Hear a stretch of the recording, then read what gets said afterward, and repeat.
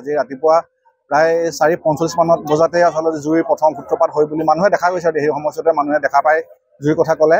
সন্মুখত থানাখন একদম সন্মুখতেই, আৰু থানাই লগে লগে খবৰ দিছে হেৰিক আমাৰ ফায়াৰ ব্ৰিগেডক, কিন্তু ফায়াৰ ব্ৰিগেড আহি পাওঁতে কিছু পলম হৈছে বুলি ৰাইজে অভিযোগ কৰিছে। বাৰু সেইটো পিছৰ কথা। আৰু তাৰপিছতেই যোৰহাট বৰহোলাৰ যিখন GGSৰ গাড়ী সেইখন আহি পালেহি, তিতাবৰৰ গাড়ী আহি পালে। কিন্তু দুৰ্ভাগ্যজনক কথা যে মৰিয়নিৰ যিখন গাড়ী, সেই গাড়ীখন মাত্ৰ এখনেই গাড়ী আছে এতিয়া এটা বৃহৎ এৰিয়াত, আৰু এখন গাড়ী সম্ভৱতঃ এতিয়া ষ্ট্ৰং ৰুমত লাগি আছে। আৰু যাৰ কাৰণে এখন গাড়ীয়ে জুইটো কোনো ধৰণৰ নিয়ন্ত্ৰণ কৰিব নোৱাৰাৰ কাৰণে প্ৰায় 11খন প্ৰতিষ্ঠান সম্পূৰ্ণ শেষ, আৰু লগতে মানে ওচৰ পাজৰ আৰু দুখনমান দোকান যথেষ্ট ক্ষতিগ্ৰস্ত হৈছে। প্ৰকৃততে আমি বিচাৰিম যে মৰিয়নি এনেকুৱা যথেষ্ট মানে ডাঙৰ এৰিয়া, বিশেষকৈ টাউনখনে অকল মৰিয়নি নহয়, বৃহৎ এৰিয়া, আৰু বৃহৎ এৰিয়াত এখনে মাত্ৰ বাহন আছে।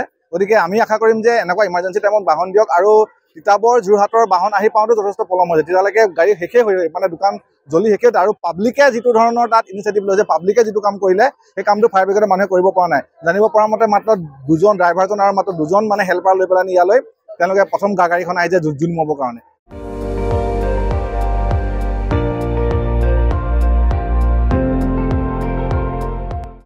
আপুনি চাই আছে ND24, সৰ্বশ্ৰেষ্ঠ নহয় সৰ্বোত্তমৰ দৌৰ।